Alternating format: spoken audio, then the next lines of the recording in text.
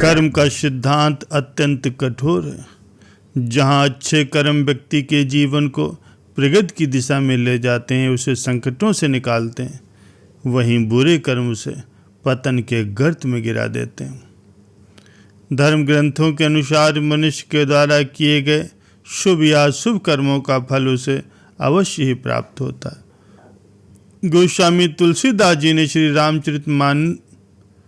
श्री रामचरितमानस के माध्यम से ये कहा है कि जो जैसा कर्म करता है उसे वैसे ही फल की प्राप्ति होती।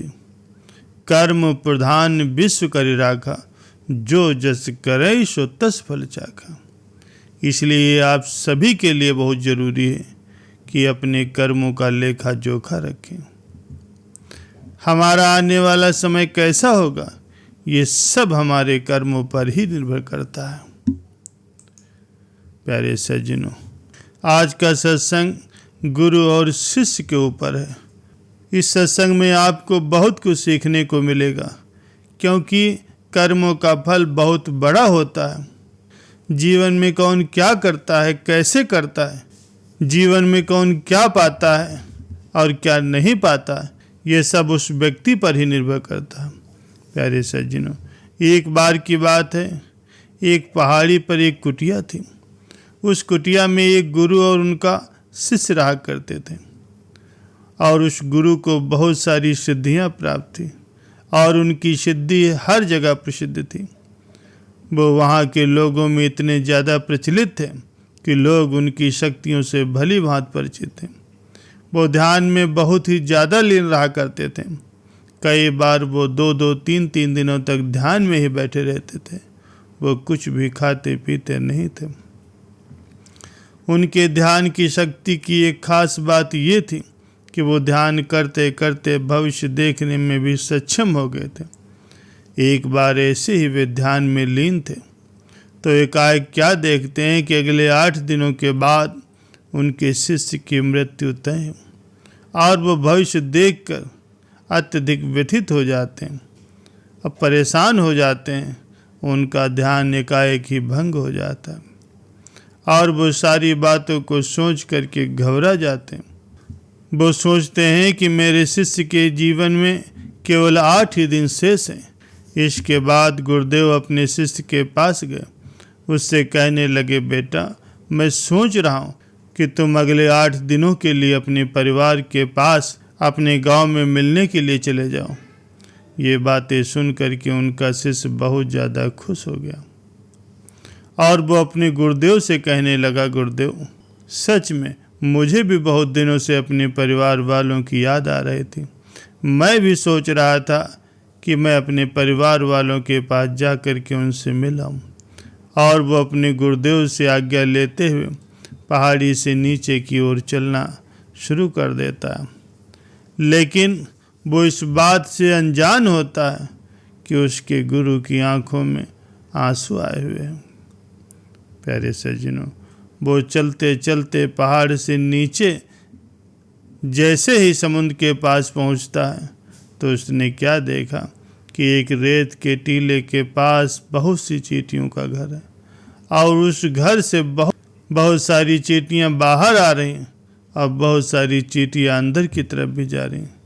चींटियां आपस में बार बार टकरा करके अपनी दिशा को खो रही हैं और फिर इधर उधर चलना शुरू कर देती हैं।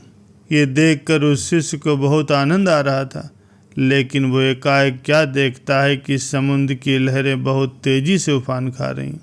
और ये देखकर शिष्य समझ गया कि कुछ ही पलों के अंदर ये सारा पानी इन चींटियों के घर में घुस करके उसको उनका घर ख़त्म कर देगा और इसकी वजह से बहुत सारी चींटियों की जान चली जाएगी।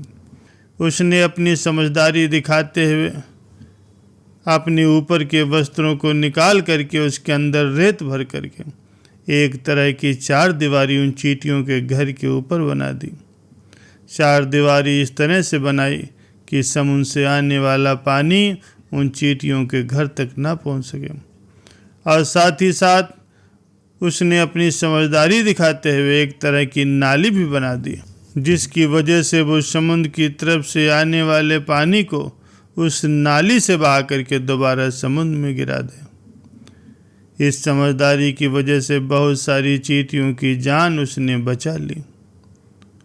और फिर कुछ समय के बाद एक नाव में बैठ करके अपने घर की ओर समुद्र की तरफ से चल दिया। और कुछ समय के बाद वो अपने परिवार के पास पहुंच गया और उसे पता भी नहीं चला कि कैसे समय गुजरता जा रहा है। धीरे धीरे 7 दिन बीत गए। उसने अपना सामान बांधा और सोचने लगा, अगले दिन मैं अपने गुरुजी के पास वापस चला जाऊंगा।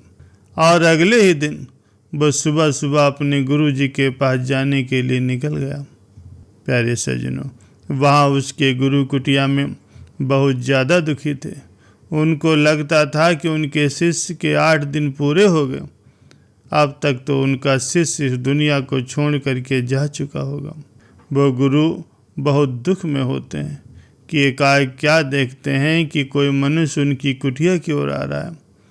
जब उन्होंने ढंग से देखा तो उनको पता चला कि ये तो उन्हीं का शिष्य है जो उनकी ओर चला रहा है। वो दौड़ कर एकाएक अपने शिष्य को अपने गले लगा लेते हैं, अपने शिष्य का हाल चाल पूछते हैं। शिष्य ये देखकर चौंक जाता है कि गुरु को समझ नहीं आ रहा है कि कैसे उनका देखा हुआ भविष्य गलत हो गया। वो अपने शिष्य से पूछने लगे, बेटा तुमने इन 8 दिनों में क्या क्या किया?